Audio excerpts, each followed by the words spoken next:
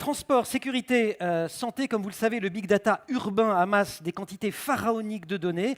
Certains y voient la promesse réjouissante d'un trafic plus fluide.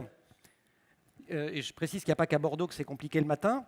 Paris, on est très bien aussi, d'un habitat économe en énergie, d'une transparence des marchés publics et d'une plus grande participation citoyenne. Mais cette multiplication des données ne va pas sans poser des questions éthiques. Numériser la ville ne suffit pas à la rendre intelligente. Alors faut-il avoir peur de cette Smart City, cette ville intelligente? 3 intervenants pour en débattre. Ils vont converger tout à l'heure vers la scène centrale, mais je vais vous les présenter alternativement.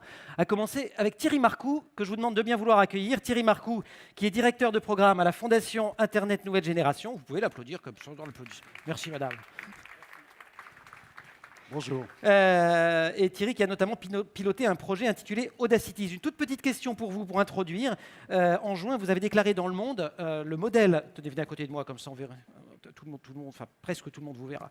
Le modèle de la Smart City véhiculé à l'origine n'est plus opérant. En 2 phrases, c'était quoi le modèle à l'origine? Pourquoi il est plus opérant?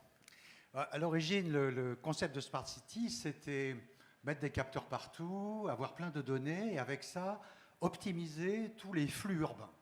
Donc c'était une approche très techniciste, très ingénieure, mais cette approche n'a pas tenu toutes les promesses qu'elle avait faites.